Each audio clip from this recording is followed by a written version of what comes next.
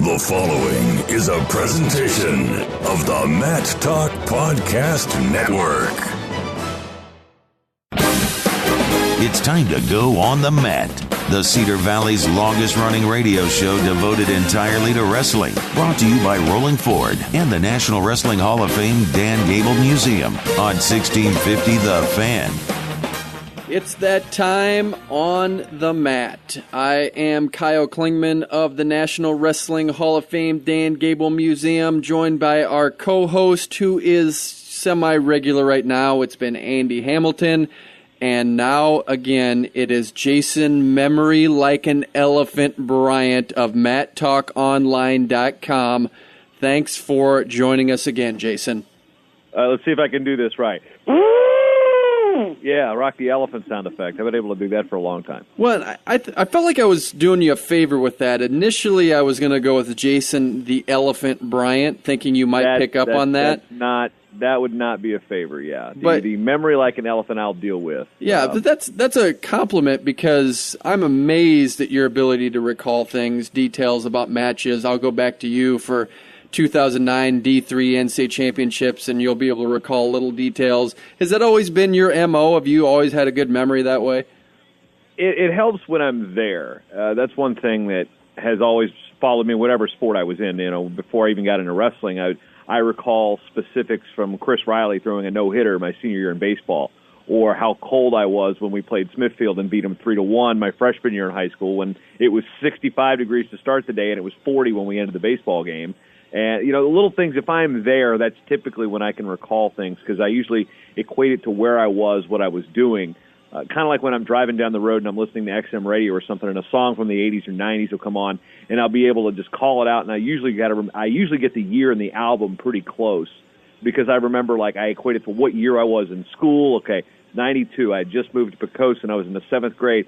I'd never heard of Nirvana, which had come out. You know, like things like that, I just usually tie it together. Sometimes now it's getting a little tougher because I'm replacing wrestling memories with memories of my kids and building garages and family things versus, basically previously only having sports. So it's a little different now. I find myself, if I don't know something off the top of my head, I quickly know where to get it. So I've built these things to where if I get a question about a bracket, I can get all the brackets. I've got them saved on a Dropbox file on my phone or almanac type stuff. So if I don't know it off the top of my head, I know where to get it quickly. So let's go back to 2009 when we made the epic road trip from the Junior College Nationals, D3s, D2s, D1s.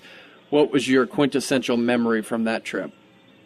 The guy doing squats during the national anthem in the Division II championship. The day one of the tournament. It was at like a rec center at the University of Houston. For those wondering what the heck I'm talking about, this was the first year Division II had a festival, and they had indoor track, swimming and diving, and wrestling all in the same general area, and they were all on the campus at the University of Houston. Since then, they've been in Birmingham, and they do it every 4 years, almost basically a year after the Olympics is when you can bank on a festival. Well, the swimming and the indoor track facilities were fantastic, but they stuck wrestling into this open gym space, and with temporary bleachers. And it had one of those tracks that ran across the top, like a looped around, and like Tuesdays and Thursdays you have to run one direction, and the odd days you run the other. Well, there you can also see the gym for like the student body, and they're playing the national anthem to start the tournament. There's no flag because this isn't a competition space. They finally got a flag for the second day, but you could hear basketballs on the gyms right over, and then there's a guy sitting there doing squats. And I'm sitting there, we're about to start the broadcast. I'm like, check out the guy on the squat rack. It's just. That was interesting, and of course, after that event, I think was one of the more memorable issues I say, because we had those three sports, and two of them are men's and women's, all ending their seasons at the same time. So you have college athletes that are high level, trying to make sure that they're in wrestlers watching their weight. And swimmers the same way too. You can't get too heavy swimming. It creates drag in the water. You can probably explain more about the running side of things, but you had all these athletes ending their seasons at the same time, and most of them were in the same hotel, and it turned into like a 30-floor frat party. It was the wildest thing. So that trip really was amplified by staying at John Smith's house and the whole issue in Houston with Division II. Yeah, and with that Division II trip, it was crazy because we didn't even have a place to stay, so we had to stay on floors at people that were nice enough to let us stay on their floors. So thanks to Jeff Byers, who's now the head coach at Buena Vista, for letting us do that. We're on the mat with Jason Bryant of MattTalkOnline.com. As you know, Jason, one of my favorite things to do, it's my morning ritual, is I get my Matt Talk Online news in my inbox every morning, and I read it like it was my daily reading. It's what I do. One of the stories I wouldn't have known about without this is coming out of India, and I'm absolutely fascinated by this story. I can't get enough of it, and it actually has ties to Doug Schwab, who's the head wrestling coach at Northern Iowa, because he wrestled this guy at the 2008 Olympics. I'm going to let you take it from there because you know a lot about it, but I have been absolutely fascinated by the story coming out of India.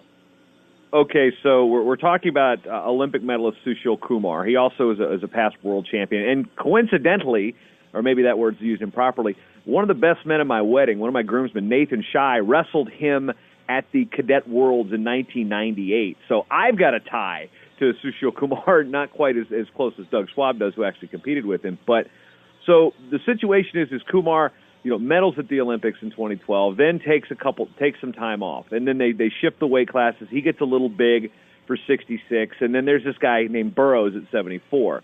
And so Kumar doesn't really do any competitions at the new weight class. He wrestled the Commonwealth Games, which is a event that's with the old British colonies, like Canada competes in it, South Africa, India. There's a lot of the Oceanic countries, Australia and New Zealand participate, probably 30-something countries when all this is Olympic-style festival. But with wrestling, that's the only event he'd wrestled. So Narsingh Yadav, who was in the bronze medal bout in 2015 at the World Championships, he was the guy that got headlocked by the French guy and decked. He was so he qualified the weight class.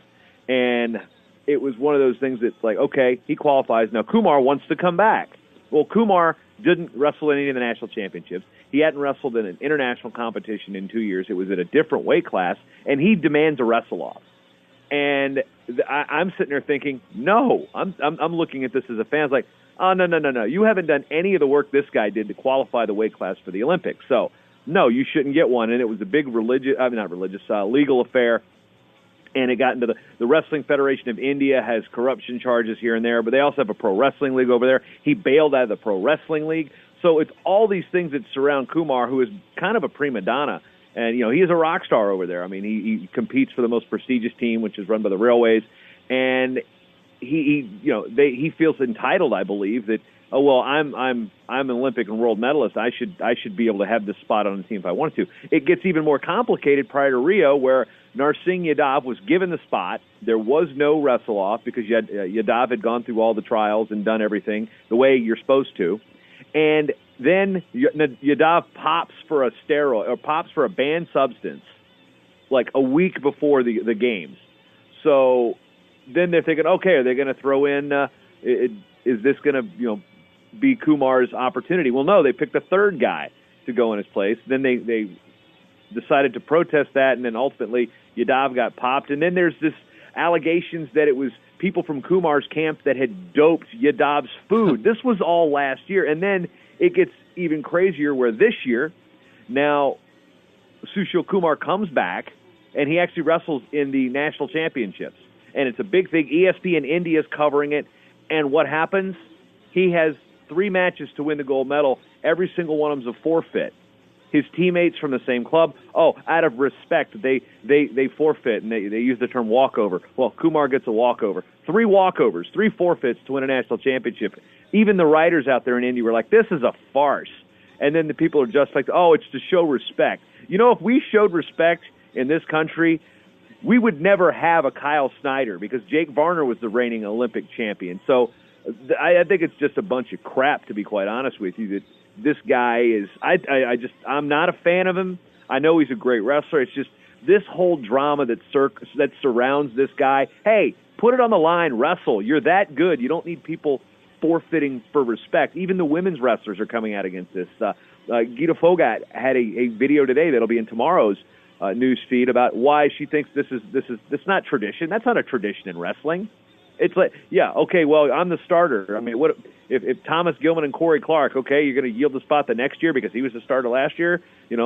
We have competition. We have wrestle-offs. It's bunk, to be honest with you. And India does an amazing job of covering this stuff, although you do have to sift through a good amount of almost fake news, like the whole Coleman Scott medal situation a couple years ago after, what was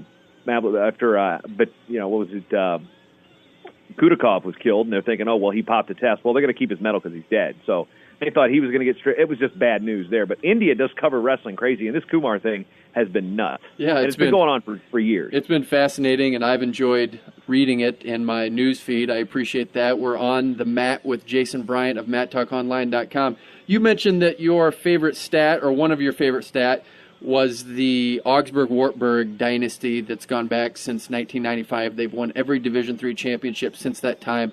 Wartburg is on the cusp of history of its own. They have 198 dual meet wins in a row against Iowa Conference opponents. And I'm not sure how it works. I know they have the national duels, and I don't know if that counts if they wrestle a co at the national duels in that. But if it does not, it means that number 200 would happen against Co. January 26th. For you, you see a lot of this. How impressive is a streak like that? All right, let's put in granted, the Big Ten is the monster conference in Division I. They usually say that the Iowa Conference is like the Big Ten of Division III. So basically, even during Iowa's run of all those consecutive Big Ten championships, they did lose duels within conference throughout. They weren't undefeated throughout that. So think about that for a minute. Wartburg hasn't lost a dual meet against a conference opponent in the toughest conference in Division III for what? Well over a decade? Oh, more than that. Yeah. Well over a day. Yeah, it's to put that in sports terms, that's very hard. I think Gustavus Adolphus women's tennis, I think, has like 40-something conference titles or something like that. But it's few and far between that you see a team do this in a conference so good. It's not like, Oklahoma State moves into the Southern Conference for 20 years. It's just, no, these are good teams. Co is ranked. Central is ranked.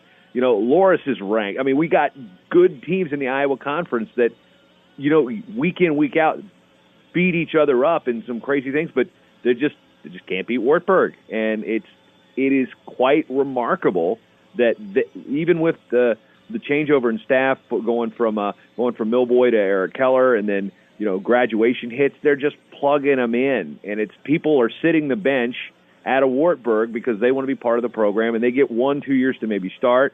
Or a guy like Kenny Anderson didn't start in junior college and wins a couple national titles. So it's an amazing program to just sit back and watch. Another amazing program that has had streak and history of its own, Oklahoma State. Number 400 dual meet win for John Smith. They won 30-3 over a great rival in Minnesota. And we could talk about the 30 points that Oklahoma State has, but I want to talk about the 3 points and how that came about for Minnesota. And Ethan Lezak over Nick Piccinini. This was an incredible match.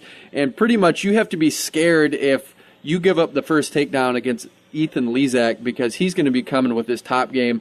Don't know if you had a chance to watch that, but what a great performance by Ethan Lezak and just showing that if you're proficient on top, you can win big matches. Yeah, and I think that's one thing people are looking back at in his match with Darian Cruz last year at the NCAA Finals. He didn't choose top when he had the opportunity. So, I don't know if it's second-guessing himself. I know that there was some discussion on the guillotine on whether he took top or some of the coaches maybe told him to take bottom. Who knows? It's November. So, a good win like that just shows, yes, he is proficient there. Maybe he does need to get better on bottom, but you're scoring points on top. I still think that is an underutilized thing in this day of the takedown. And, with being so proficient and the 4-point tech fall going away now that you can just tech somebody with takedowns, it's the top work, I think, is people want to say, oh, I like the top work. Well, we haven't seen a whole lot of good top work, I think, in this recent memory. And Lezak's one of those guys that can do it. We see the guys that have the good tilts. The A.J. Shops of the world really were good on top. But I actually like the fact that we're seeing wrestling on top. I hate riding time. Can't stand riding time. I think it promotes stalling. It's just seeing a guy like Lezak take top and then score buckets of points down 8-1, and then oddly enough wins it on a riding time point. Go figure. Yeah, so, pretty amazing. We wouldn't want to see some free wrestling out of that. Yeah, and it's neat because you just see how his season can develop. If he can just have a sense of urgency that I need to get the first takedown and know that once you get that, you're set up for the rest of the match, that's a pretty big advantage for a wrestler. And you hope that other people take advantage of that or at least explore it that, hey, here's what Ethan Lezak is doing, especially if he wins a national championship this year, and try to copy that in some way. I hope more wrestlers do that. I want more wrestlers to go for the fall, not necessarily near fall points. I want, some of these tilts, it's a pinning combination, but you're not going to be close to pinning the guy. I want to see more falls. I mean, this is where, hey, this is an Iowa station, but, Penn State, and I'm going to use that F word, fun. They are fun to watch because they go for the fall. And now Ohio State with the pin chain. Kyle Snyder had another fall. They had 4 falls last night as a team, and granted, Kent State and Cleveland State were, they're not chopped liver by any means, but you're not. They're trying to make the fall fun. I want to see more pins, Kyle. I like the top game, but I want to see more people, just getting stacked up and decked. To be honest with you, as do I, and I'm still of the belief that the pin is the ultimate, and it's more impressive than a tech fall. A lot of people have that argument, which is tougher to do, but I'm still in the camp that pin is the ultimate. We have about 2 minutes. We have been so excited talking about so many things. We didn't even mention that Mark Ironside's going to be on the show. He's the voice of Iowa wrestling, 2-time NCAA champ for Iowa. We're also going to have Jeff Byers on the show. He's the voice of Penn State wrestling, so stick around for those interviews. As we close out, U23 is going on right now. Does that tournament fascinate you at all, Jason? It does. I know I was talking to Scott Goodale at Rutgers a couple days ago, and he was just like, man, this thing in the middle of the season's killing me because he's got Richie Lewis on the team, and then Isaiah Martinez is going out there. The Greco just finished up with a rather subpar performance, but it's replacing universities, at least in the U.S. calendar. I think the university championships are actually run by somebody outside of United World Wrestling, so I'm just curious to see how it's going to work. I mean, we're not going to see 28-year-olds in the universities anymore. We've got a set age group, which is cool. It bridges the gap between that junior and senior level. It gives a good level playing field of opportunity. We're seeing some hammers in there. Again, Petrius-Vili from Georgia is wrestling. He's a world champion. And it's a fun one. I'm more curious on what type of Thanksgiving Andy Hamilton's going to have because, there's borscht is real big over there. The cucumber soup I've heard is phenomenal.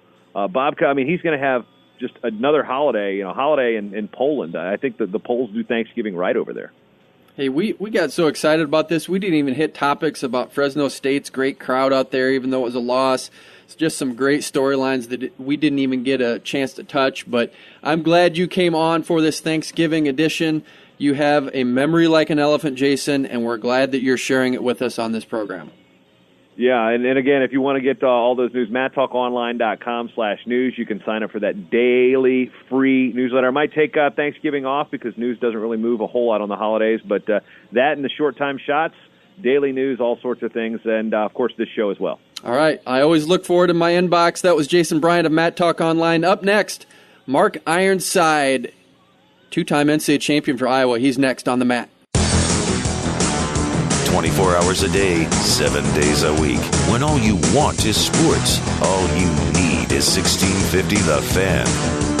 We are back on the mat, 1650 The Fan. I'm Kyle Klingman of the National Wrestling Hall of Fame Dan Gable Museum. Our next guest wrestler for Dan Gable.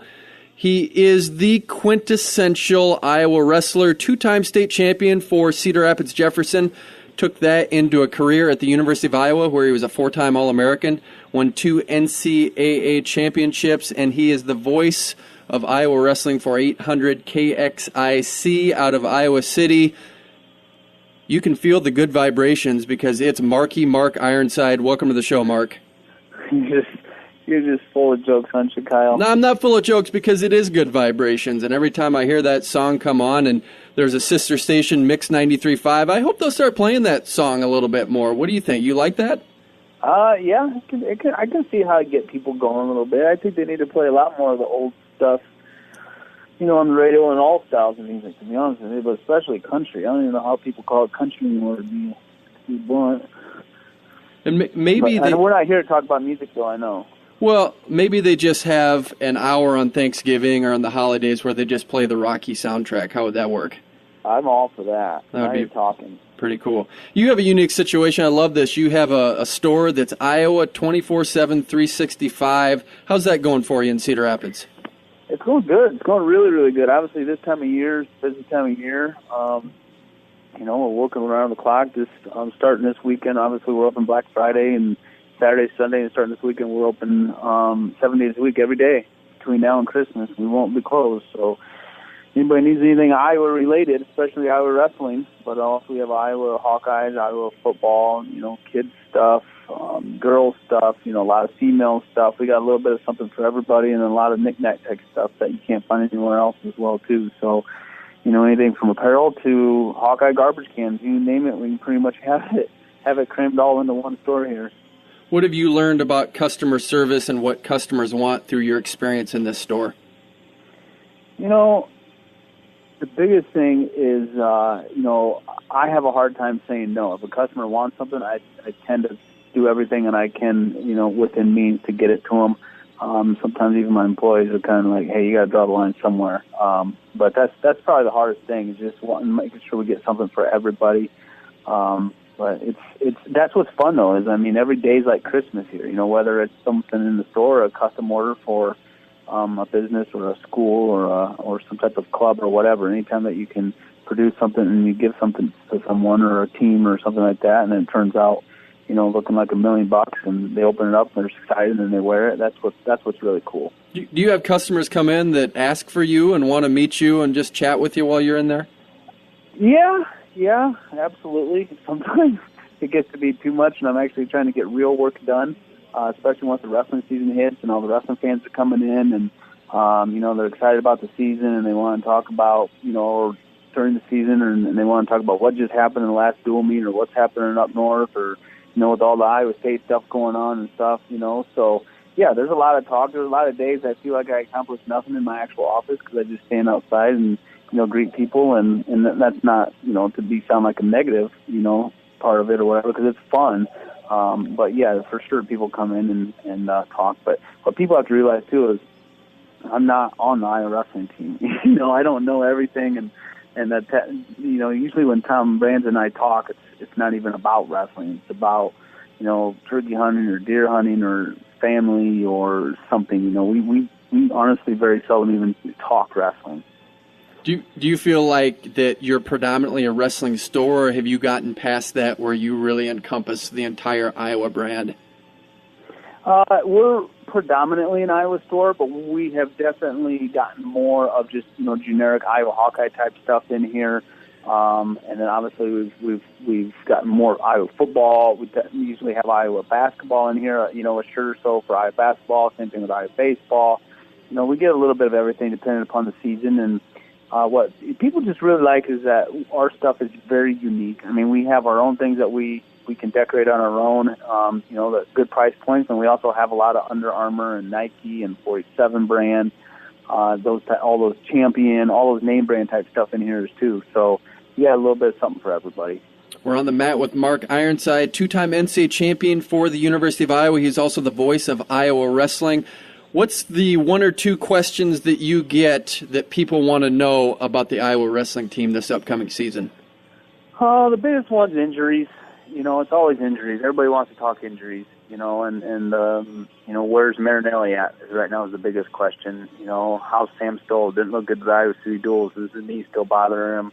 And then obviously the biggest question, overall this year is a guy like Spencer Lee going to redshirt? Is he going to wrestle? And what's your typical answer, especially on that? Is it hard because you just said you don't know everything about Iowa wrestling? Is it hard to give an honest answer because you probably don't know? I don't know a lot of the ins and outs. Like I said, I don't like to bother Tom. I never talk to Jesse Donowitz or a trainer about different stuff or whatever. But I know enough to where when I am around, I get a sense, or I might ask a little bit here or there without, prodding too much, because I just want to know for myself as well too. Where we're at with things, because obviously, I have an investment and care about the program. So, Marinelli, he's fine. He just had a knee issue that, it's no big deal.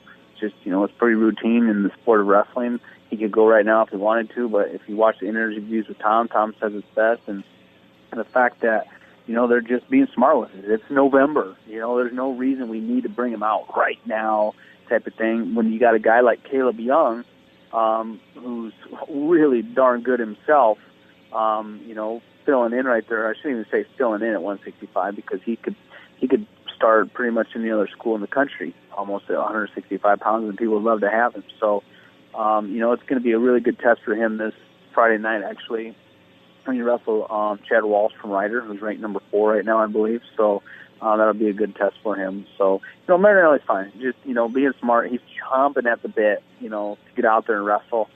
It'll be interesting to see how that plays out at 174 and 165 pounds where, it's a good problem to have being stacked there with Marinelli and Young at 165 and Young and can't even think of his name right now. You got me on the spot. Joey Gunther at 174.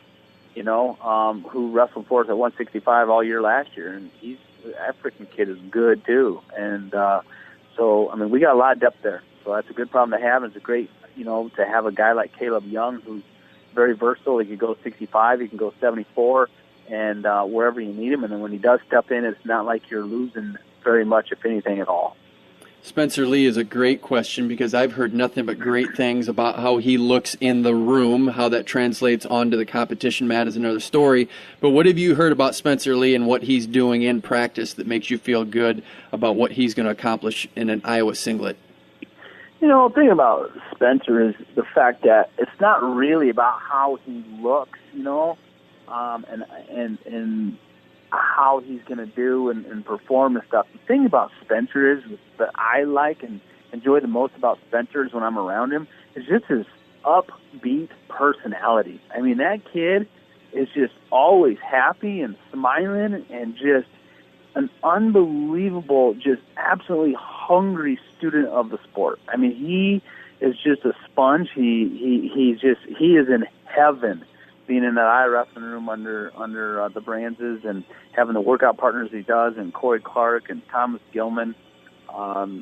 He's in a really good place, and the kid's just so unbelievably excited. But he's also very smart too. Yeah, he wants out on the mat as well too. But he knows that he needs to kind of still watch what he's doing and take his time and be smart, I guess. But I suspect that he'll probably wrestle Midlands. And again, this is just, my perspective, and this isn't out of the horse's mouth and Coach Brand's, but I would suspect that he's probably going to wrestle at Midlands, kind of see things, feel things out or whatever, then possibly bring him out a red shirt after that to wrestle the rest of the year. We're on the mat with Mark Ironside, two-time NCAA wrestling champion for the University of Iowa, the voice of Iowa wrestling, and there's a meet against Ryder this Friday that you can attend. And you mentioned some of the great matchups, but as we usher in this season, had the Iowa City duels, but we're really getting into an early season vibe. I don't know if you had a chance to watch Tom Brands' press conference, but he addressed a lot of things on how other teams recruit against them and that they're the no fun program. And he pretty much said, hey, we're having a blast in the Iowa wrestling program, and this is how other programs are viewing us. Is that something that helped him dispel some of the myths about Iowa wrestling, and does that do anything as they usher into the season? I did not see his press conference. I didn't see that. I know that's been a topic of discussion for the past few years now about the Iowa wrestling team not having fun, but I can definitely speak firsthand that team has a ton of fun. I mean, they are always having a ton of fun. It's so much fun to be on the road with them. It's very light in the room. Yeah, obviously it's the sport of wrestling. You're going to have, a lot of, practices that are rough and tough, and it's not always, laughing around and joking around and playing, games by any means. But, there's a time for business, and there's time to be relaxed and have fun. And they do that a ton. It's so much fun hanging out with the guys. Great group of guys, always is. Very light group, I don't think behind the scenes where they say they're not having fun, that's not it. I think where they get the bad rap of not having fun comes from, the lack of offense sometimes out on the actual mat itself, where it looks like they're tense, and they kind of tense up and they don't open up, like Gilman, for example, in the semifinals last year. If he would have wrestled in the semifinals last year, against Cruz like he wrestled in the wrestlebacks on Saturday, Saturday morning, oh my goodness, he would have, match terminated Cruz. I mean, seriously, that's not even a joke or an exaggeration. It's just a matter of somehow finding a way to get the guys, even though they're good and relaxed and they have fun in the practice room and on the road, to be able to get them out and relax and just, let it flow out on the mat and just let it go. And some guys do. I'm not saying that's everybody, but as a team as a whole, I just think that, that's where kind of the meat and potatoes we need to figure out, where to get them to be, more, I guess, open and flowing and just letting the fur fly out there and not just looking for that one perfect setup or that one shot that you got that you hit all the time or, whatever. Just going out there and getting after it, and at the end of the 7 minutes or whatever it goes into overtime that, hopefully you got more points than the other guy. But you shouldn't be worried about, what the guy's going to do to you or what the score is or, how much time's left or anything like that. I think you just go out and you go out and you have fun and just let it go. And it just, a lot of that comes with confidence too. And so I just think sometimes these guys maybe just don't have enough confidence in themselves. I know the coaching staff definitely does. There's no doubt about that.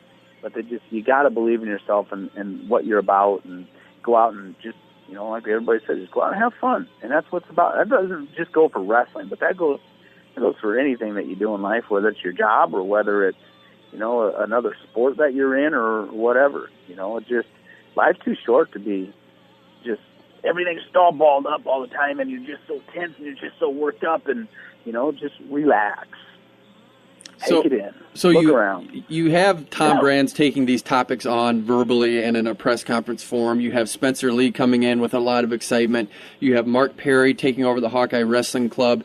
Is it legitimate to say this is kind of a new era of Iowa wrestling that we're entering into? You could say that. I don't think it's something we're starting brand new. I think it's kind of a new era it was started,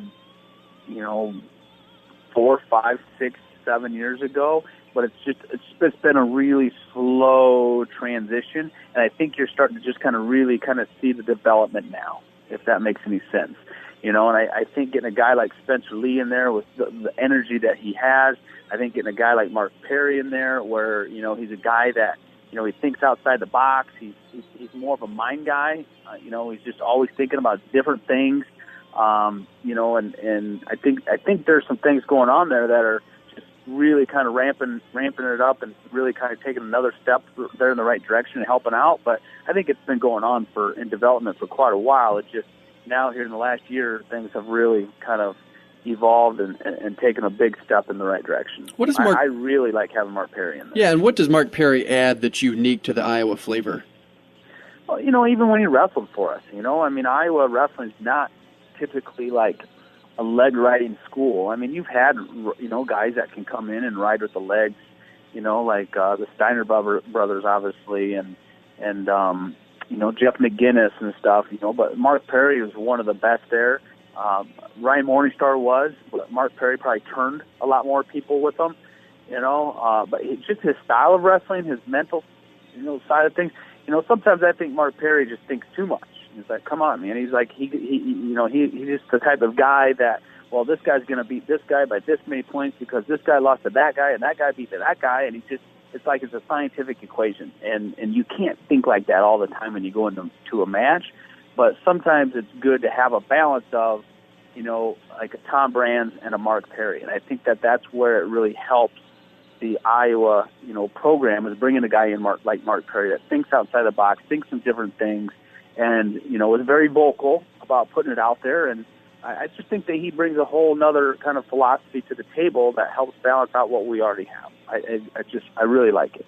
We're on the mat with Mark Ironside, two-time NCAA champion for Iowa wrestling. Take away who might wrestle. Who do you like on the team right now that is wrestling that will be a showcase for the team? After watching the Iowa City Duel, probably my favorite guy on the team to watch was Vince Turk, 141. I've heard nothing but great things about him. Fortunately, he's only a sophomore. He got hurt last year at the beginning of the year. Got a shoulder injury in the Luther tournament up in Cora. Right away, we never got a chance to watch him last year. And, that guy, I tell you what, he's ornery. I mean, he's a go-getter on the mat, and he's slick. He can score from a non-tie. He can score from a tie. He keeps guys off balance. He's good on top. He's an all-around great wrestler, and I was very impressed by him. I really enjoyed watching him in the 3 matches that he wrestled on last Friday. All right, a couple years ago, I asked you this question. I said, hey, how often do you think about not pursuing your international wrestling career? And you said every day. Does that still hold true? Do you think about it every day? I think about it probably every week.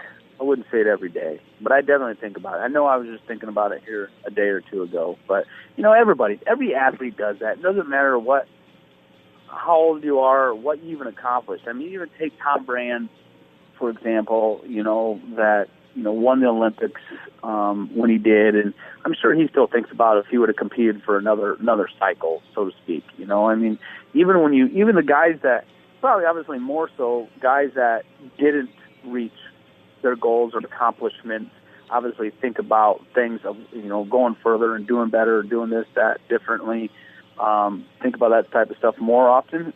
But even the guys that have reached the highest levels, if they would have just done a better job at reaching that highest level or gone one more cycle or done this or done that, I mean, I still think about my finals matches.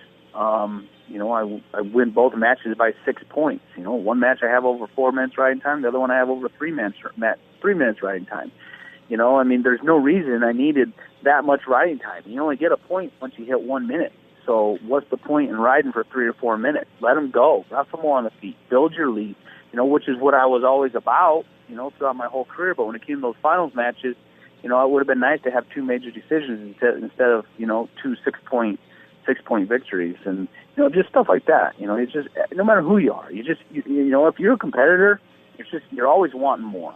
All right, Mark, we got to close this out. Thanks for coming on the show. We always love having you on. Up next, we have Jeff Byers. He's the voice of Penn State wrestling. He's next on the mat.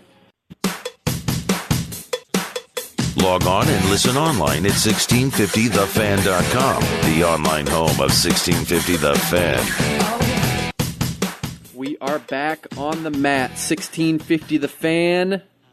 I'm Kyle Klingman of the National Wrestling Hall of Fame Dan Gable Museum. We just had Mark Ironside, the voice of Iowa wrestling, on the program. Now we get the voice of Penn State wrestling. Jeff Byers is someone we like to have on the show a couple times a year to break down things, all Nittany Lions wrestling. And why wouldn't we want to hear about a great program that has won 6 out of the last 7 NCAA championships, and they have a historic team, and that they have, for the first time ever, 5 returning individual NCAA champions. Jeff, welcome to the program. Thank you very much. Appreciate the opportunity. Hey, get a chance to say that. 5 returning NCAA champions. What's that feel like, knowing that as a Penn State fan, you have a pretty good shot at being at the top of the heap again this year? Yeah, it really is historic, as you said, and it's obviously something that's pretty comforting for the coaching staff and for the fans.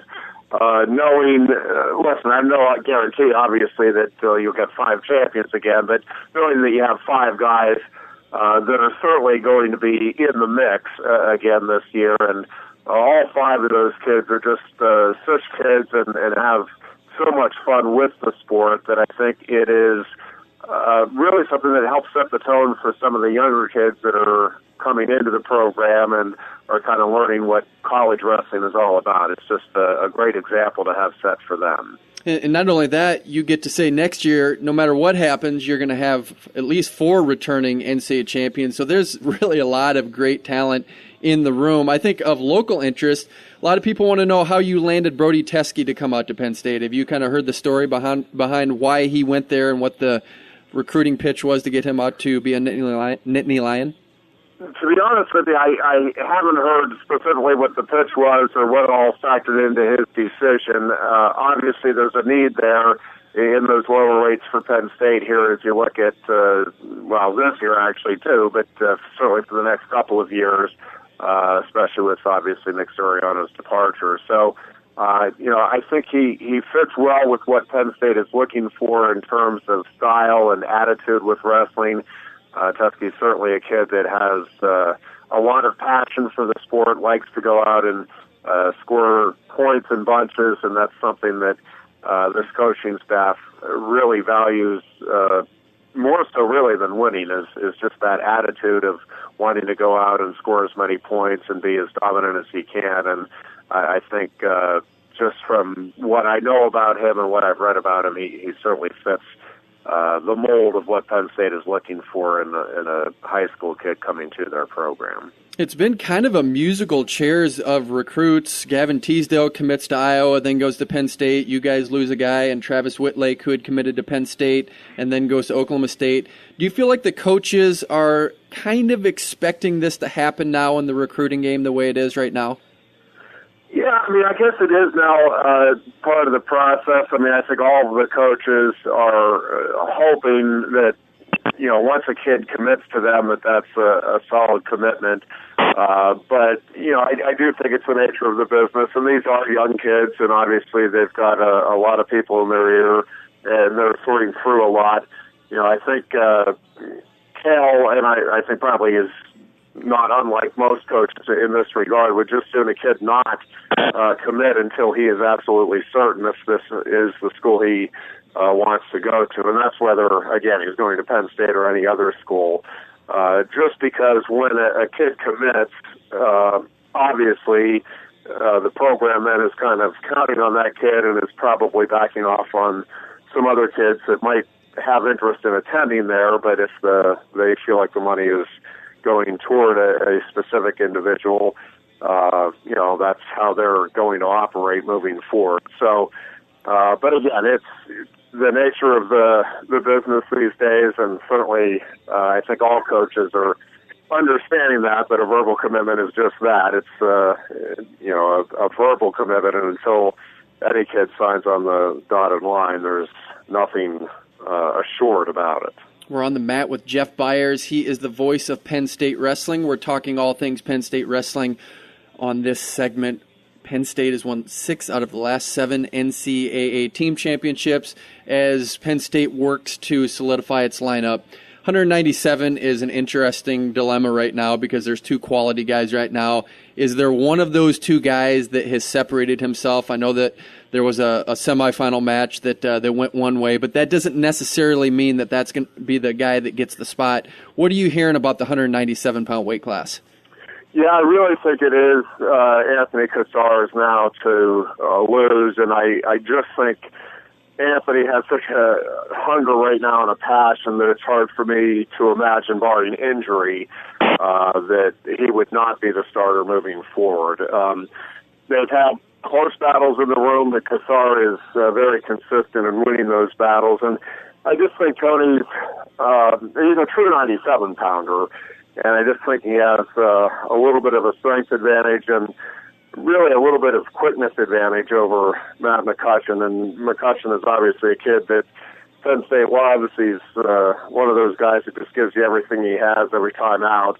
But I think Cassar's upside is a little more than what Matt's is at this point. And again, I think really the only thing with Tony right now is just getting some matches under his belt and really getting a feel for having those competitions on a regular basis. It's because of injuries, you know, he really has not started his collegiate career yet, even though he's 3 years out of high school. So I think for Tony, again, the more bouts he gets under his belt, the more he's going to have a feel for what he needs to do. I just think he has all the tools to be a contender there at 197.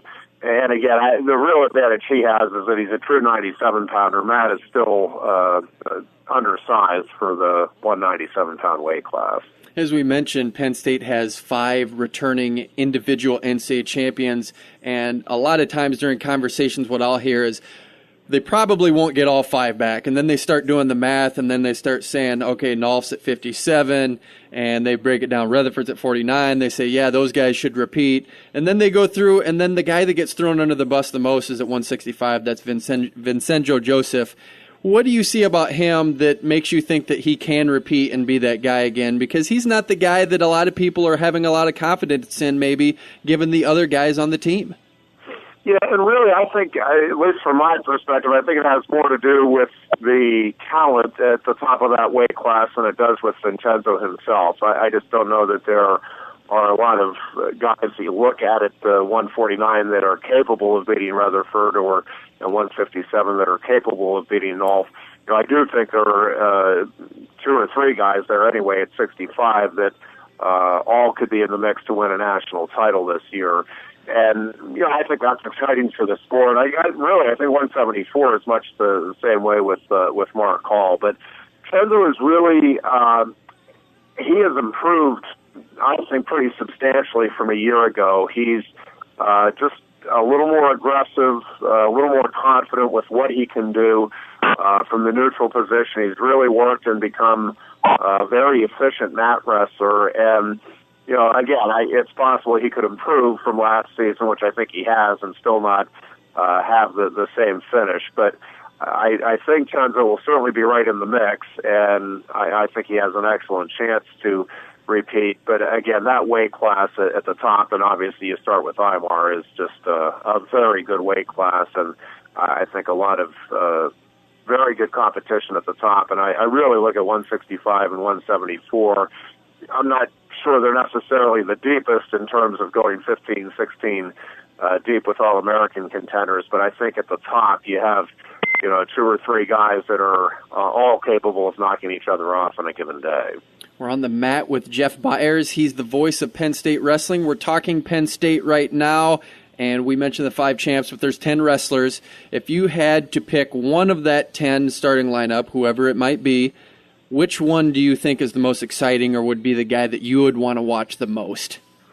Well, it would be tough for me to choose right now between, and for as dominant as Zane Rutherford is, and he is obviously dominant, and I think he's the one that if you point to as a guy you want to start your program with, I think Rutherford would be it, just because of the example he sets. He is just the most consistent wrestler I think I've ever seen in terms of what he brings to the room every day, what he brings to the mat every day, and with his off-mat attitude. He's just the shining example of what you want as a leader. But when you're talking about excitement and a guy that you just can't turn your eyes away from, I'd be hard-pressed to pick between Jason Nolf and Bo Nickel. I think Nickel maybe has a couple of more throws and a few more different ways that he can beat you, but boy, Jason Nolf is just so fun to watch because he is so aggressive, and I think if anything, he's wrestling with even more of an attitude this year where he is determined to go out and get the pin in each of these matches, and obviously so far 7 pins and 7 bouts. But I think both of those guys are guys that it's really hard to take your eyes off of if you're at a tournament with multiple wrestlers. I think the fans' eyes just automatically go to those 2 guys. I'm honestly not sure who I would choose if it came down to it between those 2 to watch, because they're both just so much fun to watch and are capable of scoring points in hurry and getting a pin from, again, just about anywhere on the mat at any time. It's clearly a 2-team race right now between Ohio State and Penn State. Penn State wrestles Ohio State on Saturday, February 3rd. What's that dual meet going to look like, Jeff? I think it's going to look like a whole lot of fun, and I think it's really going to come down to bonus points. If both teams are healthy, and that's obviously always a big caveat, but if both teams have their lineup at full strength, Ohio State would certainly be favored in 5 bouts, and Penn State would be favored in 5 bouts. I think Penn State feels like they could flip 2 of the bouts in which they'd be an underdog, and I think Ohio State would feel the same thing in the bouts where they are an underdog. But, I think it would really come down to, how many bonus points Rutherford, Nolf, and Nickel can pile up, and, how many bonus points, again, if a healthy Tomasello is in there, you'd certainly figure that that would be 6 points for the Buckeyes, and then, you're looking at 33, 41, 97 in heavyweight, and Penn State trying to make sure they don't give up bonus points in those bouts. But I think dual meet-wise, that is really a coin flip type of a dual meet, and I think it's just going to be a tremendous amount of fun for the fans that are in attendance and those that get to watch it in any other way. As we mentioned, 5 returning NCAA champions. There's only been 4 times in history that a team has had 5 NCAA champions. Knowing that you have all those back, what's the buzz in State College about this team? Yeah, I think it's just really, and it goes to what Cale's preaching all the time with his team, which is that he wants them to be grateful for the opportunity they have. And I think the fans here are just extremely grateful to Cale and his staff for assembling this group of wrestlers. And it's just, there's no question. This is the heyday of Penn State wrestling, and being able to watch these kids go out day in and day out and perform the way they do. And again, the winning obviously makes it all the more enjoyable, but it really is the way these guys wrestle and the fun with which they have competing that I think just rubs off on the fans. And expectations obviously are sky high for this team. I think had Nick Soriano stayed, obviously the buzz here was that this was a team that had a chance to be maybe the greatest team in college wrestling history, with 6 weight classes where they really felt like they had a national title contender. And, we'll see how the season plays out. I think at the 9 weight classes, Penn State does have a wrestler that is capable of going out and earning All-America honors. And again, you have at least 5 weight classes where they know they have a national title contender. So it's a pretty elite team, and it's just a team that's a lot of fun to watch. And it seems like that's the word of Penn State wrestling, is that they're having fun. And I know that you've been having fun with 6 out of the last 7 NCAA championships have come back to State College. And we have a lot of fun with you on this show. We appreciate you joining us and being part of this. And I know that you have a lot of big dual meets and a lot of competition coming up, but we look forward to seeing you out in Cleveland, Ohio, as it looks like there's going to be a battle between Ohio State and Penn State. Yeah, and the fans there, that should be a really fun tournament, too, because the Ohio State fans and Penn State fans, I think, will be there en masse, since it's on the East Coast here and obviously pretty close to both of those schools. So that tournament should be a ton of fun as well. We got to close this out. Thanks to Jeff Byers and Mark Ironside for joining us. And as always, thanks to Jason Bryant for being our guest co-host. For Scott Fensloff, I'm Kyle Klingman. You've been listening to On the Mat on 1650 The Fan. You've been listening to On the Mat, the Cedar Valley's longest-running radio show devoted entirely to wrestling. Brought to you by Rolling Ford and the National Wrestling Hall of Fame Dan Gable Museum on 1650 The Fan.